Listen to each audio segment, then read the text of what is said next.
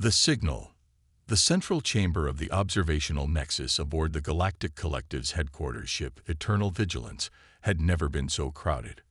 Representatives from over 300 species filled the vast circular space, their diverse forms creating an undulating sea of color, texture, and movement. Some floated in anti-gravity fields, others stood on specialized platforms, while a few existed as pure energy contained within specialized matrices.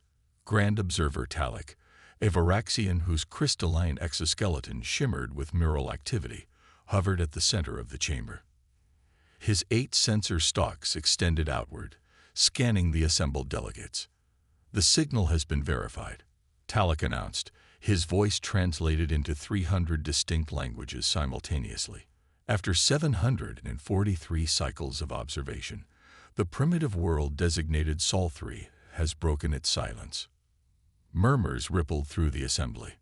Sol 3, Earth, had been under observation since the collective first detected radio waves emanating from the planet nearly a millennium ago. Standard protocol dictated non-interference until a species achieved reliable interstellar travel on their own. The humans had apparently reached space-age technology, but had inexplicably never ventured beyond their own lunar satellite in any significant way.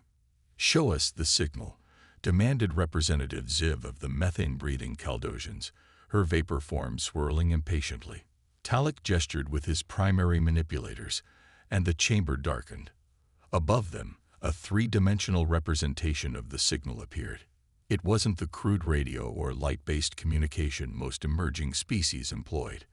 This was something far more sophisticated, a quantum entanglement pattern that somehow maintained stability across interstellar distances. "Impossible," whispered scientist delegate Norin, his photosynthetic membranes fluttering in agitation. "This technology should be beyond a species at their development stage."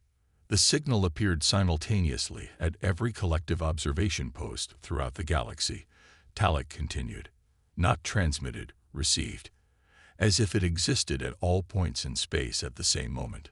The message itself was simple, displayed in perfect collective standard. "We are aware. We are ready.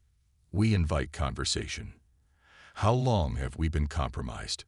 asked Military Commander Vex, her chitinous armor clicking as she stepped forward. "If they can send signals like this, they can certainly detect our observation stations."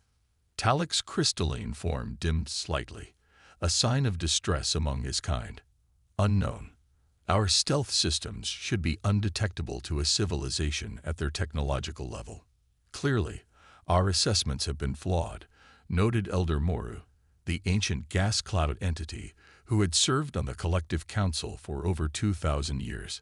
"The question is, have they been hiding their advancement, or did they suddenly make a breakthrough?" Admiral Vorex, the Collective's most decorated fleet commander, moved forward. Unlike most of her reptilian species, her scales were midnight blue rather than the typical green, a genetic divergence that had marked her as special from birth. Her 4 eyes, 2 for standard light spectrum, 2 for quantum spatial perception, narrowed as she studied the signal pattern. "This isn't a recent development," she declared confidently. "The sophistication in this signal suggests centuries of refinement. They'd been watching us watch them." The chamber erupted in alarmed chatter.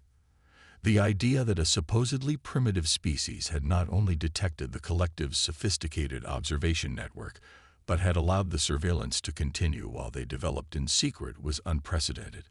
Talik raised all 8 of his appendages, calling for silence. "The Council has made its decision. We will send a diplomatic vessel to Sol 3. Admiral Vorex will command the mission." Vorex straightened her 7-foot frame. "I accept the assignment." "Choose your crew carefully," Elder Moru cautioned, his gaseous form pulsing with concern. "If they have been hiding their true capabilities, this could be more dangerous than any first contact we've attempted." 3 standard cycles later, the Collective vessel Diplomatic Overture dropped out of hyperspace at the edge of the Sol system. The sleek ship, designed to appear non-threatening while housing significant defensive capabilities, approached cautiously. Admiral Vorex stood on the command deck, surveying the sensor readings with her quantum spatial eyes. "Status report," she ordered. "No signs of advanced technology detected," reported Science Officer Krell, her tentacles dancing across the sensor panel. "Orbital satellites are primitive, limited weapon systems, no evidence of faster-than-light technology. And yet they sent us a quantum-entangled invitation," Vorex mused. Curious. The diplomatic overture passed Mars, noting the small research outposts humans had established there. Nothing impressive, just basic habitat modules and rudimentary terraforming equipment. "They appear to be exactly what our centuries of observation suggested," noted cultural specialist Timmy, her feathered crest rising in puzzlement. "A species on the cusp of true space travel, but not quite there." "Appearances can be deceiving," Vorex replied, her instincts honed by centuries of service, telling her something wasn't right. "Continue approach to Earth orbit." As they reached Earth's orbital path, Communications Officer Zane suddenly straightened. "Admiral, we're receiving a transmission. Standard radio waves, nothing unusual about the method of delivery." "On screen," Vorex ordered. A human face appeared, female by their species dimorphism, with dark skin and close-cropped silver hair. She wore what appeared to be a simple uniform with no insignia or identifying markers. "Greetings, Admiral Vorex and representatives of the Galactic Collective," the human said in perfect collective standard. "I am Guardian, Earth's designated representative for this initial contact. Welcome to our solar system." Vorex felt her scales tighten against her body, a reflexive response to danger among her kind. "You know who we are," she stated rather than asked. The human smiled. "We've been studying your collective for quite some time. Your observation posts are quite thorough, but not as undetectable as you believed." "Then why allow us to watch you?" asked cultural specialist Timmy. "It served our purposes," Guardian replied simply. "We request permission to send coordinates for a landing zone where we can meet in person." Vorex exchanged glances with her senior staff. This wasn't following any of the expected protocols for first contact with a developing world. "We typically conduct initial meetings in orbit," Vorex explained. Guardian's expression remained pleasant but firm. "We understand your protocols, Admiral. However, there are aspects of our civilization that cannot be properly conveyed except in person, on our world. I assure you, your safety is guaranteed." After a brief conference with her team, Vorex made her decision. "Send the coordinates. We will dispatch a diplomatic shuttle." The coordinates led to a location in the middle of the Pacific Ocean. As the shuttle descended through Earth's atmosphere, the crew could see nothing but endless blue water below. "There's nothing there," muttered Security Chief Drav, his clawed hand resting near his sidearm. Just as the words left his mouth, the ocean surface below them began to part, revealing a massive circular platform rising from the depths. The platform was at least a kilometer in diameter, its surface gleaming with what appeared to be standard landing pads and structures. "Still think they're primitive?" Vorex asked dryly. The shuttle landed smoothly on the designated pad. As the delegation prepared to disembark, they adjusted their environmental suits. Standard procedure for visiting a new world, though preliminary scans showed Earth's atmosphere was non-toxic to most of their species. The outer door opened, and they stepped onto the platform. Guardian stood waiting, flanked by what appeared to be other humans. But as Vorex engaged her quantum spatial vision, she realized with a shock that these weren't biological entities at all. "Welcome to Earth, Admiral," Guardian said, extending a hand in what their cultural briefing had indicated was a greeting gesture. "You're about to discover why humanity has chosen to remain silent all these years." Guardian led them toward a structure at the center of the platform. "For the record, Admiral, we've known about the collective since your first observation satellite entered our system 743 years ago. We detected it immediately, but decided to let it remain." "Why?" asked Vorex, struggling to reconcile this revelation with centuries of intelligence suggesting humans were barely aware of the greater galaxy. "Because we were busy," Guardian said simply as they reached a massive door. And we needed time without interference. The door slid open, revealing not a conventional room, but what appeared to be an impossibly vast space, far larger than the structure should have been able to contain. Inside, suspended in the center, was a swirling mass of light and energy that pulsed with intricate patterns. What you're seeing, Guardian explained, is a quantum consciousness hub, one of thousands we've built beneath Earth's oceans and deep underground. While your observers watched our cities and our seemingly primitive space efforts, this is what we were actually building. Vorex stared in astonishment. What exactly are we looking at? Guardian smiled. A genuine expression this time, tinged with pride. You're looking at humanity, Admiral. Not as we appear, but as we truly are. 200 years ago, we transcended our biological limitations.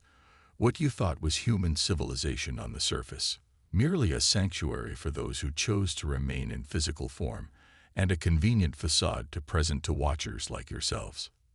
The implication stunned the entire delegation into silence. They hadn't been observing a developing civilization at all. They had been watching a carefully constructed masquerade, one designed specifically to keep the Galactic Collective from realizing what humanity had truly become. But why reveal yourselves now? Vorex finally asked. Guardian's expression grew serious. Because we've detected something approaching. Something that threatens not just us, but all life in this galaxy. And for the first time in our isolated existence, we need allies. The revelation. The delegation from the Galactic Collective stood transfixed before the pulsing quantum consciousness hub. The swirling mass of energy shifted in complex patterns, occasionally forming what appeared to be fleeting faces or abstract symbols before dissolving back into brilliant chaos. This is unprecedented, Science Officer Krell whispered, her sensory tentacles extended to their full length as she attempted to comprehend what she was witnessing. Guardian gestured toward a corridor leading away from the main chamber. If you'll follow me, there's someone who wishes to speak with you, one of our biological representatives. As they walked, the walls around them occasionally became transparent, revealing vast underwater complexes extending in all directions. Structures that should have been crushed by oceanic pressure stood intact, housing technology unlike anything in the Collective's archives. Our observations never detected any of this, cultural specialist Timmy noted, her feathers twitching with nervous energy. They weren't meant to, Guardian replied simply. Your observation posts monitored our surface activities, our atmosphere, our primitive satellite network. We kept most of our true development beneath the oceans or deep underground. They entered a smaller chamber where a human woman sat waiting. Unlike Guardian and the other representatives they'd seen, she was clearly biological, middle-aged by human standards, with lines at the corners of her eyes and silver streaking her dark hair. Welcome, she said, rising to greet them.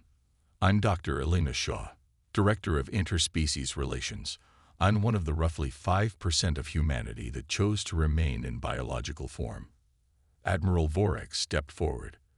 The implications of what we're seeing are difficult to process, Dr. Shaw. Your civilization appeared to be centuries away from quantum technology, let alone consciousness transfer. Dr. Shaw smiled. That was by design. Admiral, please sit.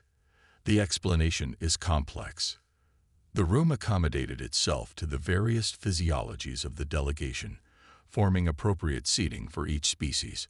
Once they were settled, Dr. Shaw activated a holographic display in the center of the room. 300 years ago, she began, humanity was indeed as you perceived us, taking our first tentative steps into space, struggling with climate change, political divisions, the typical growing pains of an emerging species. The hologram showed historical images of early human space exploration, environmental challenges, and social unrest. Then came the quantum cognition breakthrough, she continued. A scientist named Amara Okafor discovered that consciousness itself had quantum properties. It wasn't merely an emergent phenomenon of neural activity as we believed, but something far more fundamental to reality. The display shifted to show laboratories, complex equations, and eventually the first rudimentary consciousness hubs. Within 50 years, we had developed the technology to transfer human consciousness into quantum matrices. Not uploading minds into computers, that's a crude approximation, but transitioning the fundamental quantum state that constitutes consciousness into a more versatile form. Security Chief Drav leaned forward, his predatory instincts aroused. "Are you saying you've achieved immortality?" "Not exactly," Dr. Shaw clarified. "We've transcended certain limitations. Our consciousness persists as long as the quantum matrices are maintained, and we can manifest in physical form when necessary, but we're not truly immortal, just more durable." "Why maintain the facade?" asked Vorex, her four eyes fixed intently on Dr. Shaw. "Why pretend to be less advanced?" Dr. Shaw's expression grew serious. "Because of what happened to the Arcturians." The hologram shifted to show a star system none of the delegation recognized. 270 years ago, we detected a curious phenomenon. A quantum echo from a civilization that had existed in the Arcturus system. They had achieved a level of quantum consciousness integration similar to our early experiments. Dr. Shaw paused, her eyes reflecting old sorrow. They were systematically eradicated by what we now call the Harbingers. We watched the quantum echoes of their destruction, learned from the fragments of their consciousness that still reverberated through subspace. Harbingers. Elder Moru's gaseous form pulsed with concern. "We have no record of such a species." "They're not a species in the conventional sense," Dr. Shaw replied. "They appear to be sentient constructs designed to prevent the emergence of quantum-integrated civilizations. We believe they were created by some ancient race as a safeguard, but their creators are long gone, and the Harbingers continue their programmed mission without oversight." The hologram displayed shadowy entities that seemed to exist partially in normal space and partially in dimensions beyond conventional perception. "After witnessing the Arcturians' fate, we made a strategic decision," Dr. Shaw continued. "We would develop in secret, hiding our true nature not just from these Harbingers, but from all other civilizations, including your collective, until we were ready to face the threat." Admiral Vorex processed this information with military precision. "And now, do you believe you're ready?" "Not alone," Dr. Shaw admitted. "That's why we've revealed ourselves to you. Our quantum scouts have detected Harbinger probes entering the outer reaches of several collective systems. They're expanding their search pattern, and eventually, they'll find us all." She stood and approached a wall, which dissolved at her touch to reveal another vast chamber. Inside, hundreds of humans in physical form worked alongside advanced machinery, constructing what appeared to be weapons or defensive systems.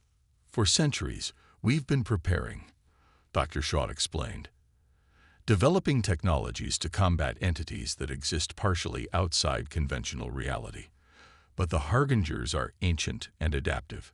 We believe our best chance, all of our best chance, is to combine our quantum technology with the diverse approaches and perspectives of the collective's many species."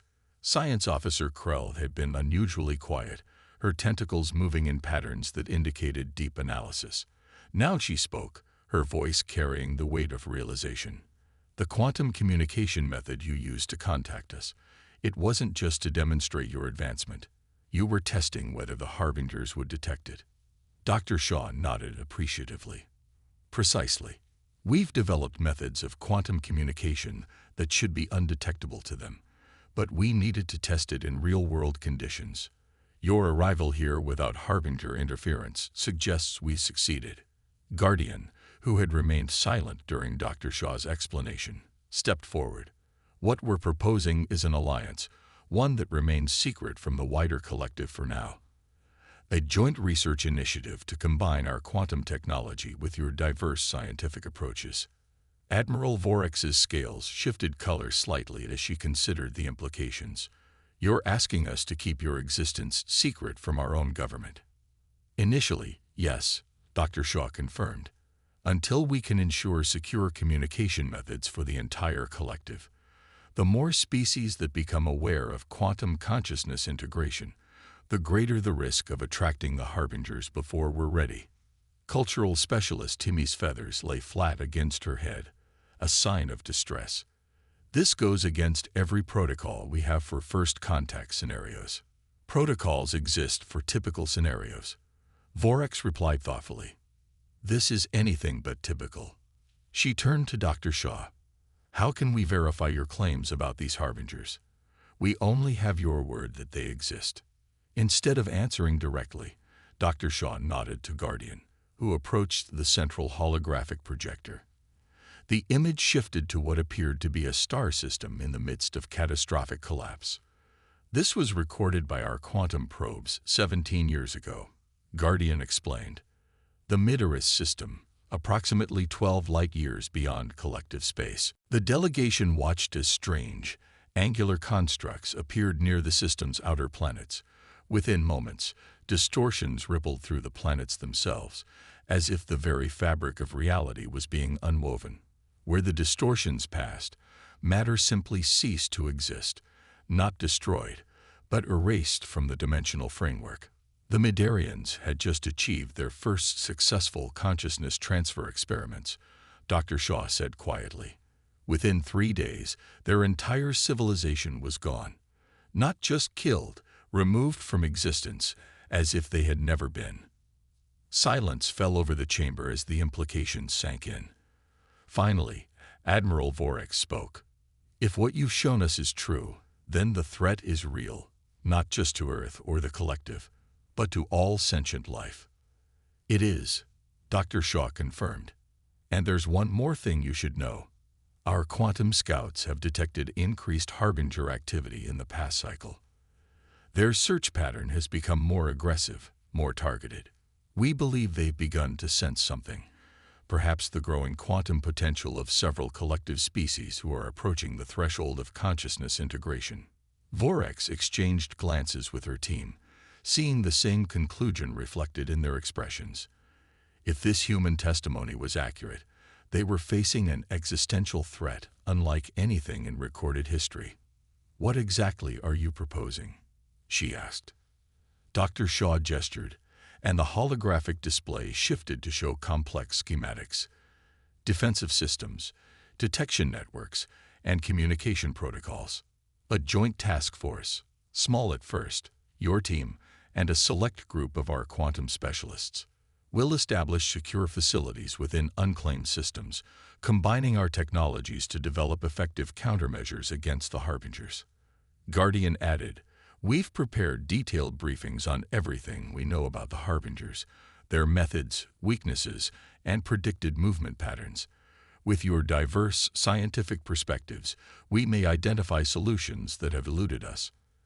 Admiral Vorex considered the proposal, weighing duty against protocol, threat against uncertainty. After a long moment, she made her decision. I will need to report something to the Galactic Council, she said finally.